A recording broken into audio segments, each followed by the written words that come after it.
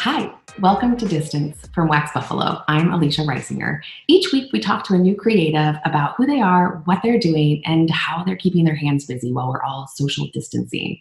Today we're talking to the inspiring Erin Stanczyk of Eat, Move, Rest. I love the way that she has taken the concept of living differently and making it tangible for all of us. I'm excited for you to meet her. Here's Erin. Hi, Erin. Thanks so much for being with us today.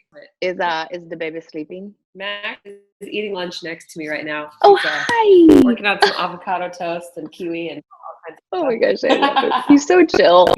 Yeah, he just woke up from a nap. I never really know how long his naps are going to last these days. Yeah. It's like 3 hours or 30 minutes. Same. And like sometimes they're like exhausted after an hour, and that Maz is just a year, Maslow, and he same. I just got him down and was like, well, we'll see what happens. So Yeah. okay. Well, thank you so much for being here today, and thanks for just jumping on and chatting a little bit. I have obviously I'm a gigantic fan of just all the things that you believe in, and I think one of the reasons I feel so drawn to you is because at Wax Buffalo we constantly talk about working differently, and I feel like your family really embraces the idea of living differently. And so will you just talk a little bit about that, how you even came up with the Eat, Move, Rest? And I know that's a long story, but long story short, it had to do with, I guess, taking it back to college. Dusty and I both kind of went through our own, health issues, and not really, for me at least, having so many different symptoms, not getting any answers, but still feeling like I had this dis-ease. Just didn't feel great. So I started to do my own research on the internet, Dr. Google. Yeah, the best. Instead of becoming Dr. Google was my worst enemy, telling me I was going to die. But I kind of flipped the script and started finding things about food as medicine, and it was like a foreign concept to me. And started feeling good the more that I cleaned up my diet and started moving again. And sleep was a real issue for me, but it got a lot better as I cleaned up my diet and lifestyle. So I started to just incorporate some of that onto my Instagram way back in the day, and had friends asking here and there, hey, what's that smoothie recipe? Or what do you do for weekly workouts? You've gotten into such great shape. So I was like, okay, I've always wanted to start my own website to just kind of voice who I am and kind of figure out who I am. So of course, Erin Stanczyk, nobody has that last name. It's so hard to spell. So I'm like, okay, I've got my domain, but I also kind of have this idea to make something kind of greater, not just about me, but helping other people. So I also bought the domain eatmoverest.com, based on the premise that there's 3 things that we all do every day that we could all be doing better. Yeah. So it's just kind of, we go to high schools and talk, we do workshops all the way up to retreats, and of course our YouTube channel. And I guess it's just, we want people to get back to the basics, and we don't really have an exact formula. We don't want people to be just like us, but more so to find their own perfect formula for Eat, Move, Rest, because there's a million different diets. Even within plant-based, which we are, there's a million different forms of being plant-based.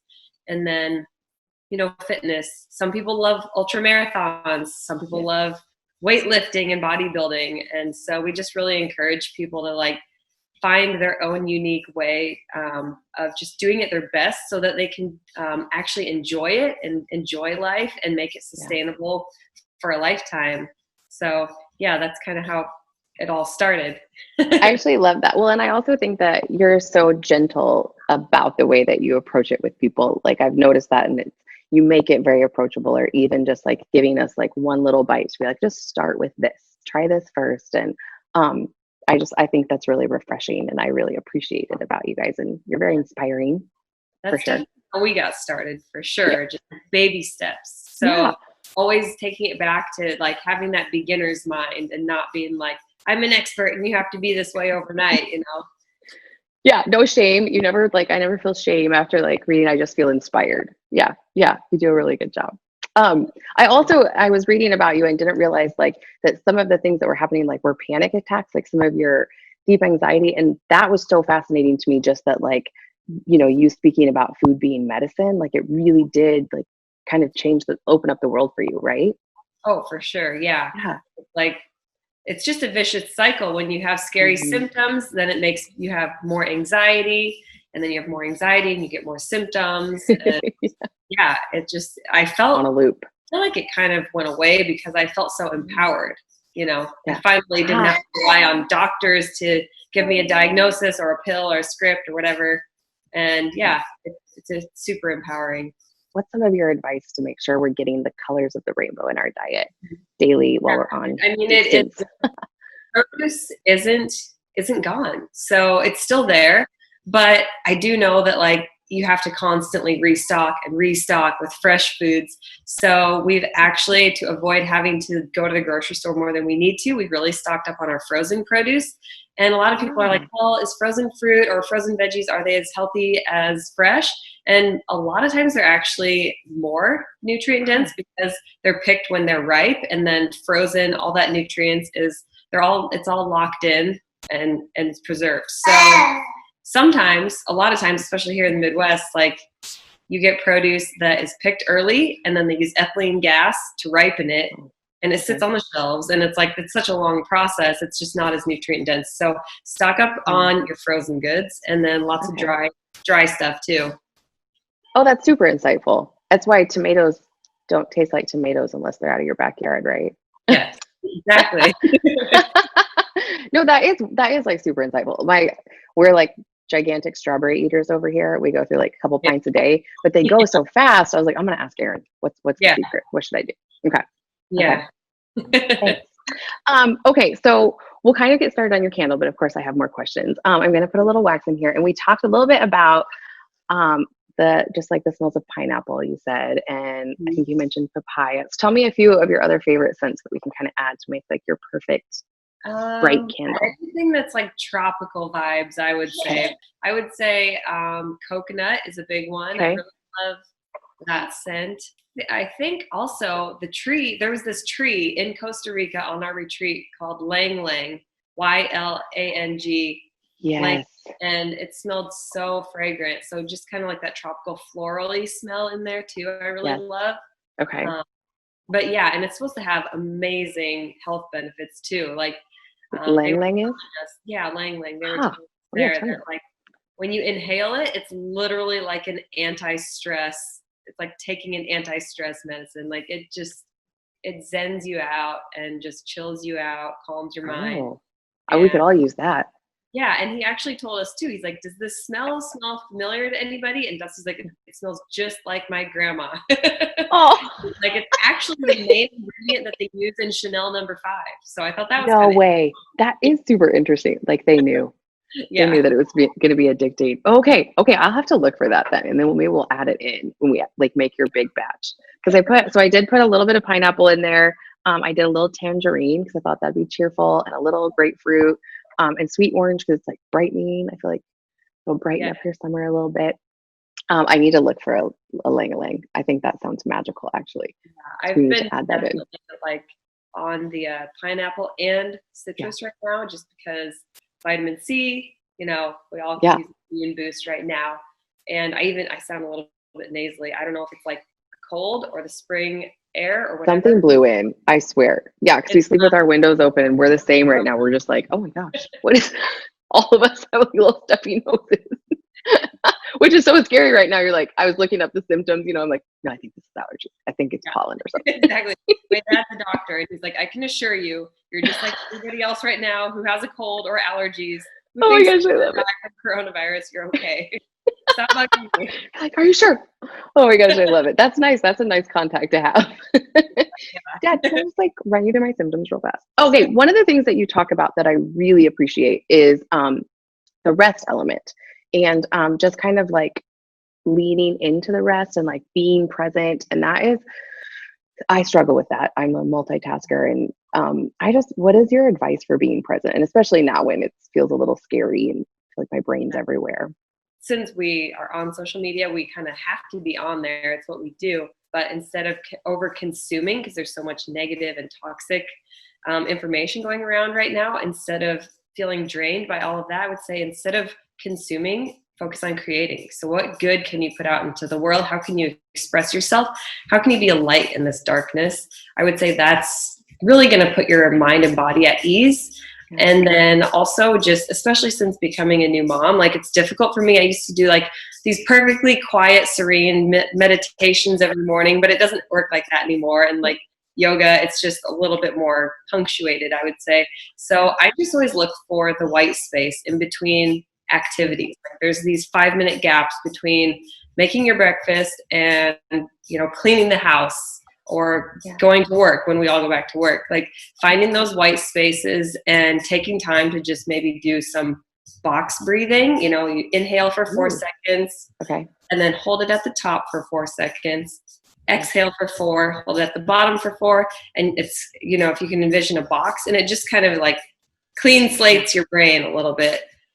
Just little things like that, just finding those moments, and instead of rushing from one thing to the next, giving your mind time to like recalibrate for a minute. Oh, I love that so much. I see what I mean about like you like finding bite-sized things that are very tangible and very easy for all of us to do and like embrace. And that's very easy. I love it. Do you ever struggle with it though? Like, oh, for sure. Like, okay. I'm so bad about bringing my phone to bed, and that's like always been a big no-no. And I don't know, lately I'm just like on that thing until my head hits the pillow. And I've noticed that it does impact your sleep. So I'm going to get on top of that. But it is really hard though. And especially right now, I feel like when you're not connecting with anyone, like even just like wanting to know what my bestie did all day, I'm like scrolling through all of the stories and it feels connected, but also like we have to be careful. I think you're totally right. yeah. I did want you to talk a little bit about your retreats, because that was like a dream come true, right? You created one. This was your second. Yeah, the retreats are amazing, and I'm so grateful that we just got home from it, because it was a perfect thing to like get us into the right mindset coming into all of this chaos in the world, because all that we do there is seriously get to eat, move, rest your best, like we say. And I mean, the food is incredible. Raw tropical fruits and vegetables all day long, smoothies and juices, and everything is so detoxifying and so just like makes you feel light and bright and happy. And waterfall hikes, and dinner time is awesome, because then we do like amazing vegan dinners, like veggie burgers were on the menu this year, and they were so epic.